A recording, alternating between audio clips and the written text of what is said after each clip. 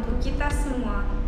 Yang terhormat Bapak Haji Sunarto, SEMSI, selaku dosen pengampu mata kuliah Manajemen SDM, dan rekan-rekan mahasiswa yang berbahagia.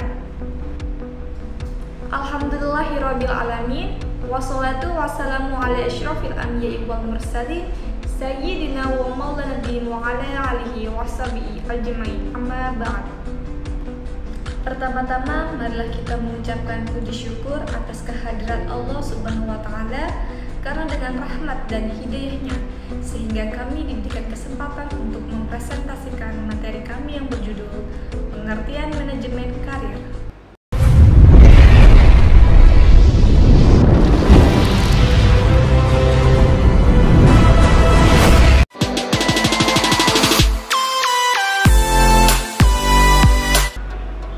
Pada saat kami presentasi, teman-teman diharapkan untuk dapat memfokuskan diri mata teman-teman kepada presentasi yang kami sampaikan. Ketika ada hal yang kurang jelas atau belum dapat dipahami, teman-teman dapat menanyakan kepada kami di akhir presentasi. Baik, langsung saja kita ke materi.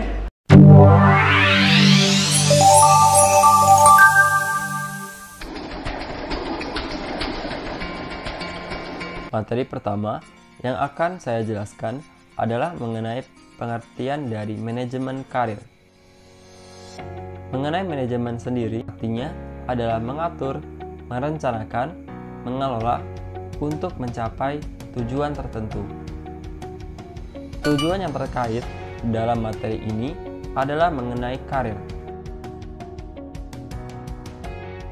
Karir sendiri adalah urutan, status, jenjang, dan pengalaman pekerjaan, jabatan, ataupun posisi seseorang di perusahaan maupun organisasi sehingga menuntut tanggung jawab dan kemampuan kerja yang lebih baik. Menurut Walker, yang seorang ahli dalam bidang planning sumber daya manusia, berpendapat, bagi pegawai, karir bahkan dianggap lebih penting daripada pekerjaan itu sendiri. Seorang pegawai bisa meninggalkan pekerjaannya jika merasa prospek karirnya buruk. Sebaliknya, pegawai mungkin akan tetap rela bekerja di perusahaan yang tidak disukainya asal ia tahu ia mempunyai prospek cerah dalam karirnya. Setelah mengetahui dua pengertian di atas, maka dilanjutkan dengan manajemen karir. Dapat kita simpulkan, manajemen karir adalah proses untuk membuat karyawan dapat memahami dan mengembangkan dengan lebih baik keahlian dan minat karir mereka dan untuk memanfaatkan cara yang paling efektif.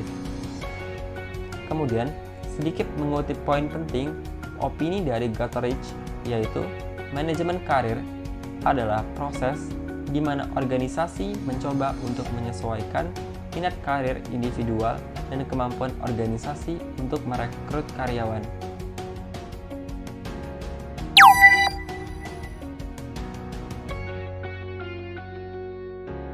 Selanjutnya, tujuan atau sasaran karir. Posisi atau jabatan tertentu yang dapat dicapai oleh seorang pegawai bila yang bersangkutan memenuhi semua persyaratan dan kualifikasi yang dibutuhkan untuk melaksanakan jabatan tersebut. Untuk mencapai suatu karir tertentu, karyawan harus memenuhi syarat-syarat, yaitu ada tidaknya lowongan jabatan yang dituju, ada tidaknya keputusan dan referensi dari pimpinan, ada tidaknya kandidat lain yang sama kualitasnya. Semua itu dapat membatasi kemajuan karir seorang pegawai. Selanjutnya, tujuan manajemen karir. Tujuan manajemen karir dibagi menjadi 3 tahap, yaitu tahap pertama, career exploration. Didasarkan pada tingkat exploration behavior dikembangkan oleh vocational psikologis. Exploration behavior, mental atau fisik aktivitas seseorang. Dalam hal ini diperlukan informasi mengenai individu tersebut dalam lingkungan. Informasi digunakan untuk pengembangan individu dan konsep kerja.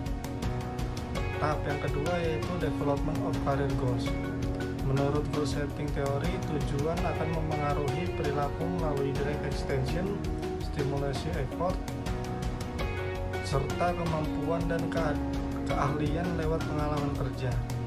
Jadi kemajuan karir diperoleh dalam pengabdian. Dan tahap yang ketiga yaitu political system, terutama pada perusahaan yang kuasimetrik, seperti perusahaan telekomunikasi, akuntansi, dan proyek-proyek kompleks yang ada dalam organisasi. Oleh James disebut sebagai metode alokasi turnamen, yakni bersaing untuk memperebutkan kesempatan. Selanjutnya, pentingnya manajemen karir. Yang pertama, untuk menciptakan dan mempertahankan lingkungan belajar terus-menerus bagi perusahaan. Yang kedua, menemukan keseimbangan antara kemajuan karir karyawan dan pada saat yang bersamaan menarik dan memperoleh karyawan dengan keterampilan baru. Yang ketiga, menyadari minat-minat, nilai-nilai, kekuatan-kekuatan, dan kelemahan-kelemahan pada karyawan. Dan yang keempat, mendapatkan informasi tentang kesempatan kerja di dalam perusahaan.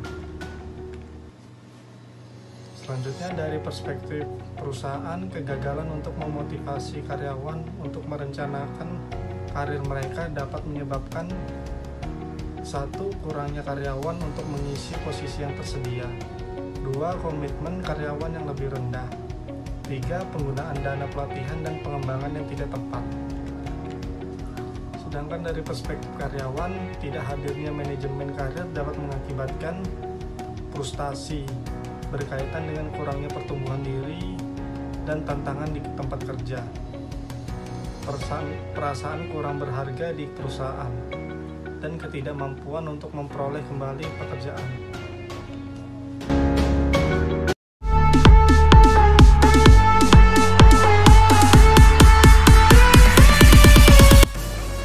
Demikian presentasi kami kali ini.